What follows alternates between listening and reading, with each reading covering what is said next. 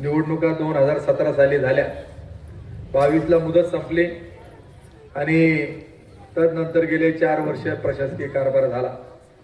प्रशासकीय कारभार चालत असताना एक हाती सत्ता असल्यासारखं तालुक्यामध्ये वातावरण प्रत्येक तालुक्यामध्ये झालं. ते लोकांमध्ये एक भावना झाली किंवा समोरच्या बाजूने दाखवलं गेलं की आमदारांशिवाय इकडचं पान तिकडं हलत नाही. परंतु ज्यावेळी गावचं सरपंच म्हणून काम करत असताना आत्ताच आनंदराव आव्हाडांनी सांगितलं की आम्ही ग्रामपंचायतच्या माध्यमातून आपल्या गावामध्ये अशी कामं केली. आमचे सरपंच गणेशराव यादव ते सांगतात की मी सरपंच असताना हे काम केलं. बाळासाहेब बोराडेंनी सांगितलं की मी सरपंच असताना हे काम केलं. गोविंदरावनी सांगितलं. तशाच प्रकारे प्रीतीताईने देखील चांडोली गावामध्ये कशा प्रकारचं काम केलं हे देखील सांगण्याचा प्रयत्न त्यांनी केला. मग उद्याच्या काळामध्ये ज्यावेळी जिल्हा परिषद पंचायत समितीचे सदस्य आपल्यामधून निवडून जातील त्यावेळी त्यांची देखील कामं आहेत की काही कामं टपाल खातं हे केंद्राकडे येतं, रेल्वे खातं केंद्राकडे येतं, हे वाटून दिलेलं कामे नॅशनल हायवे केंद्राकडे येतं. स्टेट हायवे राज्य सरकार करत असेल, जिल्ह्याचं उपरुग्णालय राज्य सरकारचं असेल, पोलीस स्टेशन राज्य सरकारच्या मार्फत. परंतु जे प्राथमिक आरोग्य केंद्र आहे, प्राथमिक शाळा आहेत, पशुसंवर्धन विभाग आपला, जनावरांचे दवाखाने असतील, महिला बालकल्याणचं खातं असेल, समाज कल्याण असेल, मागासवर्गीयांच्या योजना असतील, स्मशानभूमीची सुधारणा असेल, गावठाण अंतर्गत किंवा गावांतर्गत गावांना जोडणारे रस्ते असतील, ही कामं जिल्हा परिषद पंचायत समितीच्या अंडर त्या ठिकाणी येतात. उद्या ज्यावेळी तुमचा आमचा हक्काचा माणूस त्या ठिकाणी जाईल त्यावेळी तुम्हाला दुसऱ्याच्या दारात जावं लागणार नाही. आणि आज बऱ्याच लोकांना, पिंपरखेडचे लोक आहेत, मधल्या काळामध्ये गेले आणि त्यांनी सांगितलं की आमदार साहेब की आम्हाला आमच्या गावामध्ये असं असं काम करायचंय, असा असा निधी आम्हाला पाहिजे. त्यावेळी त्यांनी सरळ सांगितलं की लगेच आकडेवारीचा कागद काढला की पिंपरखेडमध्ये आम्ही 500 मतांनी पाठीमागाव, सविंद्यामध्ये 750 पाठीमागाव, तुम्ही ज्याला मतदान केलं त्याच्याकडे जा. मी आज आपणाला सांगतो की ज्यावेळी जिल्हा परिषद आणि पंचायत समितीचे आपल्या हक्काचे सदस्य निवडून जाणार आहेत त्यावेळी आमदाराच्या दारात जायची वेळ या सामान्य जनतेला त्या ठिकाणी येणार. आणि बऱ्याच वेळा सांगतात की विकास विकास विकास. ठीक आहे, माहिती आम्हाला, तुमच्या समेत आम्ही 32 वर्ष काढलेले, तुम्हीच सगळं केलं, आम्ही काहीच केलं नाही.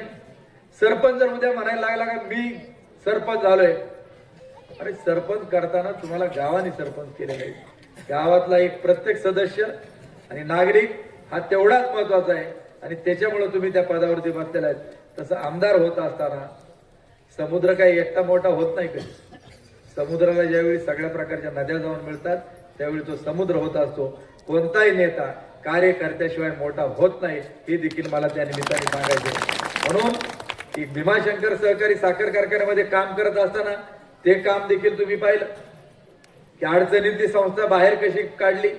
याच्याकरता शेतकऱ्याचं योगदान मोठे आहे की शेतकऱ्याच्या वावरामध्ये आपण गेलो, त्याला ऊस लागवडीचं तंत्रज्ञान शिकवण्याचं काम केलं, त्याच्यात विश्वास दिला की ऊस चांगल्या प्रकारे पिकावलं, टनेज काढलं तर तुम्हाला चांगले पैसे मिळतील.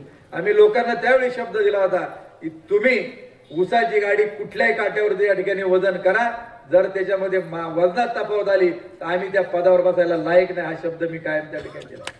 आणि आज देखील मी आपल्या सर्वांना सांगतो की या पुढच्या काळामध्ये देखील वजनाच्या बाबत तुम्हाला काय वाटलं ती जबाबदारी संचालक म्हणून माझी निश्चित आहे.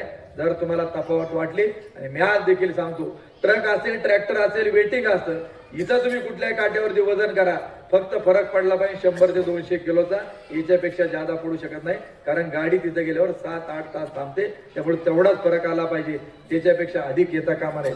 कारखान्यामध्ये आज आपण तिथं आहोत म्हणून कुठं तुम्हाला एक रकमी FRP मिळते, त्याचप्रमाणे बाजारभाव देखील आपल्याला चांगल्या प्रकारचा मिळतो. माझ्या काळामधला 2005 ते 2010 कारखाना अडचणीमध्ये होता, 8 मध्ये आपण नफ्यामध्ये आणला. परंतु तदनंतर तुम्ही इतर कारखान्यांच्या आपल्या जिल्ह्यातील इथे शेजारची जर तुम्ही रेट काढले तर 2010 सालापासून 15 सालापर्यंत माझ्या काळातले 5 वर्षाचे दर काढा आणि तदनंतर यांचे मागच्या 5 वर्षातले दर काढा. यांनी मॅच फिक्सिंग केलेली. विघ्नरचा आणि भीमाशंकरचा दर आता तुम्ही पाहताय सारखे का नाही, परंतु याच्या अगोदर आपण 250-300 रुपयाने पुढे असतो. याचं कारण भीमाशंकरच्या शेजारी स्वतःची खासगी त्यांची सवत निर्माण करण्यात आलेली आहे. आणि जर इकडे रेट वाढला तर तिकडे फटका बसतो आणि व्यक्तिगत लाभामुळे आपल्या शेतकऱ्यांना मार त्या ठिकाणी बसतो. परंतु मी आपल्याला सांगतो की तुम्ही डगमाईचं कारण नाही. मी जोपर्यंत त्या कारखान्यामध्ये तुमचा प्रतिनिधी म्हणून आहे त्यावेळी तुमच्या 1 रुपयाला धक्का लागू देणार नाही. आज तुम्हाला प्रत्येकाला पासबुक देण्याचं ठेवीचं काम केलं, व्याजा सगट पैसे तुम्हाला मिळवून देत असतो. नाही तर आज कळत देखील नाही आपले पैसे किती कारखान्यामध्ये आहेत. हे कारखान्यात झालं. मार्केट कमिटीमध्ये आपण देशातील पहिली डिजिटल मार्केट कमिटी केली का होती. आहे अजून मुंबईची मार्केट कमिटी आहे, पुण्याची मार्केट कमिटी डिजिटल. आणि शेतकऱ्याला 40 रुपयात जेवण देण्याचं काम देखील आपण केलं. शेतकऱ्याचा भिजत तापत असणारा माल. हे मी का पुन्हा बोललो तर ते म्हणतात त्यांनी काय केलं. अरे आम्ही काय केलं हे तुम्हीच सांगत होते. 2014 साली ज्यावेळी लोकसभेची उमेदवारी देवदत्त निकमांना मिळाली त्यावेळी हेच सांगत होते का यांच्यामुळे कारखाना देश पातळीवर 1 नंबरला त्या ठिकाणी आला. त्यामुळे आता कोणी काही सांगायची काही गरज नाही. तुमच्यात असेल तोपर्यंत पवित्र, आणि तुमच्यापासून माणूस बाजूला गेला का तो अपवित्र. आता अरुण गिरेबद्दल वाटेल तसं बोलतील, पण 2 महिन्यापर्यंत अरुण भाऊ भाऊला आम्ही सांगत होतो की सावध राहा. भाऊने ऐकलं नाही. आणि ही काय त्यांची एकट्याची परिस्थिती नाही की स्वर्गीय अण्णासाहेब आवटे या तालुक्याचे पहिले आमदार आज अण्णासाहेब आवटेंची पुढची 3री पिढी देखील आहेत. पण कुठल्याही पदावरती त्यांचा मान सन्मान आहे कुठं आज त्यांच्या कुटुंबामधलं. दिनकर आवटेंचा मुलगा देखील आहे, त्यांच्या सुनबाई आहेत, पण नाही कार्यकर्ते म्हणून कार्यकर्ते. किसनराव बानकेलेंची कारकीर्द सुरू झाली ती आपण पाहिली. त्यांच्या पॅनेलमध्ये नंतर नगरपंचायतीला वंदना बानकेले या गावाने बिनविरोध निवडून दिल्या. त्या नगराध्यक्षपद मागत होत्या, ऐकलं नाही. मग म्हटले चला पुढे उपनगराध्यक्ष होतील. उपनगराध्यक्ष पदाची निवडणूक झाली, त्याच्यामध्ये त्यांचा पत्ता कट करून टाकला. भिडियांना काळे आपल्याला सगळ्यांना सांगत होते की पवार साहेबांनी हे रोपटं दिलं, याचा काय करायचं म्हणायचे, वटवृक्ष करायचा. केला अण्णांनी, अण्णाचा शब्द पूर्ण केला. पण अण्णा गेल्यानंतर अण्णाचा नातू कपिल काळे आता पंचायत समितीला उमेदवारी मागित होता, त्याची उमेदवारी देखील कापण्यात आली. आज शिवसेनेमध्ये त्यांनी जावं लागलं आणि आज तिकडून तो निवडणूक लढवत आहे. अविनाश राणेंनी देखील यांच्याकडे साधीत काम केलं, पण अनुभव आला, परत गेले. परत पुढं काय नाही. राजाभाऊ बानकेले 14 वर्ष इकडे होते, तिकडे गेले, ते अनुभव सातत्याने सांगत असतात. अरुण भाऊ गेले, शिवाजीराव दादांचं लोकसभेला म्हणले या इकडे घड्याळावर उभा राहा, राहिले उभे, निरगुड सर मायनस करून टाकलं, मागची कसर काढून टाकली. हिसाब चुकता. शेवटचा नंबर माझा. मला देखील अजितदादांनी बोलवलं होतं 18 तारखेला. त्यावेळी मी दादांना सांगितलं की दादा तुम्हाला सगळा इतिहास माहिती आहे आंबेगावचा, आमची निवडणूक कशी झाली काय झाली.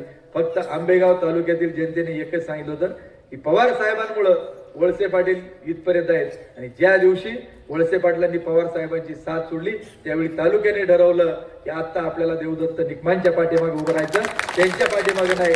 त्यामुळे मी 3 जानेवारीला थापलिंगच्या यात्रेच्या दिवशीच पवार साहेबांना फोन केला होता की सुरेश भाऊ आम्ही सगळ्यांनी एकत्रित बसून दोन्ही शिवसेना, आपला पवार साहेबांचा पक्ष, कम्युनिस्ट पार्टी एकत्र यायचं. आणि याकरता खासदार अमोल कोल्हे देखील सुरेश भाऊ तुमच्या घरी मीटिंगला हजर होते आणि त्यांनी सांगितलं की सगळ्यांनी एकत्रित लढायचं. आता कोणीही काय धोरण बदललं मला त्याच्या खोलात जायचं नाही, परंतु मी आपल्याला सांगतो की विधानसभेला वळसे पाटलांच्या विरोधात आपल्याला जे मतदान झालं ते 1,08,365 झालं, दोन्ही देवदत्त निकमान मिळून. आणि त्यांच्यापेक्षा 1442 मतं आपल्याला पडली. त्यामुळे जनतेला न विचारता आम्ही चुकीचं कधी वागणार नाही. आणि म्हणून आम्ही सांगितलं आम्ही एकत्रितरित्या लढू, परंतु त्यांच्या सोबत जाणार नाही. आणि म्हणून या निवडणुकीमध्ये आपण आपले उमेदवार उभे करत असताना अनेकांनी वेगवेगळ्या काय पद्धतीचं सांगितलं. मला एवढंच या निमित्ताने सांगायचंय की जो काही करायला निघल पुढे जाईल त्याचा पत्ता छाटायचं काम केलं. लांबचं उदाहरण सांगितलं की विधानसभेला एक मुद्दा केला की वळसे पाटलांना जर आपण निवडून दिलं नाही बोगदा पडेल डिंब्या धरणाला, अख्खं पाणी निघून जाईल. आणि गावडे साहेब बोगदा सोडून काहीच बोलत नव्हते, पोपटराव गावडे साहेब. आणि एक दिवस सकाळी मागच्या आठवड्यामध्ये सकाळीच मला 7:30 वाजता गावडे साहेबांचा फोन आला. म्हणले चेअरमन साहेब, म्हणलं साहेब तुमचा कसं काय मला फोन, 1 नंबरचा म्हणले लबाड माणूस दिला, म्हणले तिकीटच कापलं, दाबोला दिलं. आता काय करायचं. म्हणलं साहेब तुम्हीच म्हणत होते बोगदा बोगदा बोगदा, नाही म्हणले आपल्याला एकत्र आलं पाहिजे. म्हणलं आता आमचा सगळं ठरलेलं आहे, त्यामुळे तुम्ही तुमच्या पद्धतीने हे करा. पण तुम्हाला अनुभव आला ते चांगला. वयाच्या 86 वर्षे गावडे साहेबांना दिलेला शब्द देखील यांनी पाळला नाही. म्हणून मला एकच अरुण भाऊला मी सांगितलं होतं की तुम्हाला तिकीट मिळणार नाही, तुम्ही सावध राहा. परंतु त्यांच्यावरती पूर्ण विश्वास होता. अरे आमच्या वेळी मार्केट कमिटीला तुम्ही सांगितलं की एक व्यक्ती बरोबर.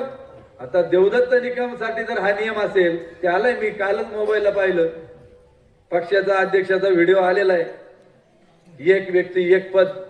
आता अध्यक्षाला मला विचारायचं, आता तुम्ही जे सांगत होते, तुम्ही दूध संघाचे किती वर्ष डायरेक्टर आहेत? 35 वर्ष. आता हा नियम तुम्हाला लागू नाही. अरे याचं त्याचं सोडा. आता इथं जे उमेदवार आहेत त्यांचे पतिराज ठेकेदार तर आहेत, पण खरेदी विक्री सांगत तिकडच्या गणामध्ये खरेदी विक्री सांगत त्यांची पोरगी ठेकेदार आहे. पण एक चांगलं झालं या ठेकेदारांच्या बाबत, त्यांनी 7-8 वर्षापूर्वी मलाच विचारलं होतं ड्रिपचं काम चांगलं काम कोण करेल. मग मी सांगितलं आता एक जणाला, म्हणलं हा माणूस चांगला काम करतो, जवळचा आहे, तुमच्या ध्यानात आलं असं. मग त्यांनी केली 50,000चं ड्रिपचं काम झालं, ड्रिप चालू झाली. आता जो लाभार्थी उभा आहे आणि मग पेमेंट द्यायची वेळ आली, हा गडी काय पैसे देईना, तो रोज जायचा, मग थोडं थोडं फार दिलं 5-10 हजार. परंतु 7 वर्षात तो माणूस कंटाळा घरी जाऊन देखील बसला.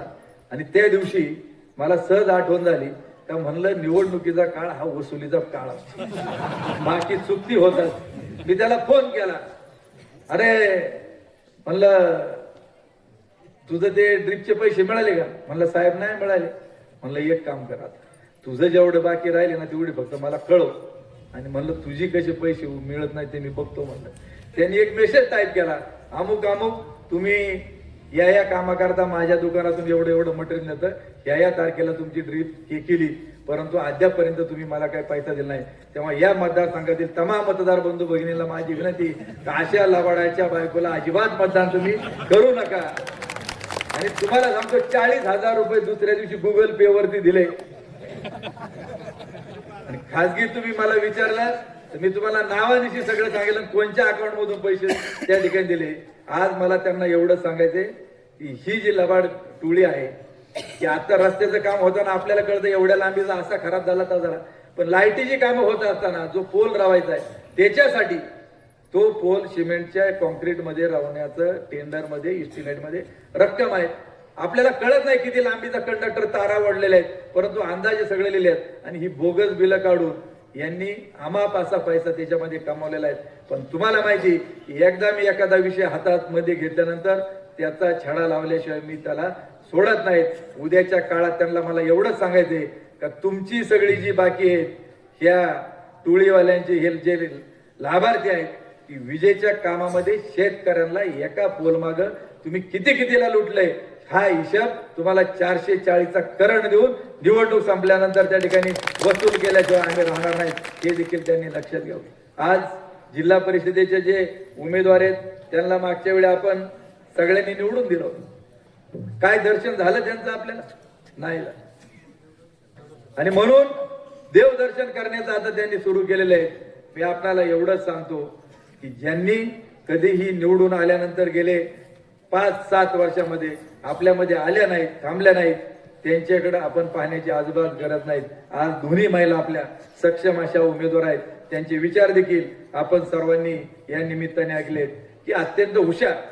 आणि त्यांना मला एक विनंती करायची की उद्याच्या काळामध्ये महिलांसाठी तुम्ही जशा दोघे चांगल्या बोलतात तसं कृतीमधून तुम्हाला सर्व ते दाखवता आलं पाहिजे. म्हणून या महिलांकरता उद्या बचत गटाच्या माध्यमातून आज महिला 1%, 2% जे पैसे घेतात ते उद्याच्या काळामध्ये त्यांना कमीत कमी दरामध्ये आपल्याला वार्षिक 4% पेक्षा अधिक व्याजदरांनी, कमी व्याजदरांनी त्यांना ते कर्ज उपलब्ध करून देऊ. आरोग्याच्या बाबत महिला सक्षम त्या ठिकाणी करू. अशा प्रकारचं काम. आणि व्यक्तिगत लाभाच्या, जी मुलगी शाळेला जाते प्रत्येकीला सायकल, अशा वेगवेगळ्या प्रकारच्या, आणि प्रत्येक कुटुंबामध्ये जिल्हा परिषद पंचायत समितीच्या माध्यमातून पिठाची चक्की देण्याचं काम हे तुम्हाला करावं लागेल. यासाठी तुम्ही प्रामाणिकपणे काम करा, हे देखील मी सांगतो. बोलण्यासारखं खूप काहीतरी असेल, आपला वेळ संपत आलेला आहे. मला एवढंच सांगायचंय की लढणारा जर भक्कम त्या ठिकाणी असेल तर जनतेच्या मागण्या पूर्ण होतात. जरांगे लढला म्हणून कुठंतरी आरक्षण कुणबीचं तुम्हाला सर्वांना मिळालं, परंतु उद्याच्या काळामध्ये आमदार जसे म्हणले होते आंदोलनाने प्रश्न सुटतो का, अरे हो, या जनतेच्या जोरावर आम्ही आंदोलन केलं म्हणून दिवसा शेतकऱ्याला वीज बिबट्याच्या आंदोलनामध्ये आम्ही मिळून त्या ठिकाणी दाखवली. त्याचबरोबर दुसरा एक विषय आपण मार्गी लावला की ते म्हटले की 7.5 हॉर्स पॉवरच्या पुढची ज्यावेळी आपल्या नदीच्या लिफ्टाचे कनेक्शन कट करायला आले, म्हणले बाकी भरा.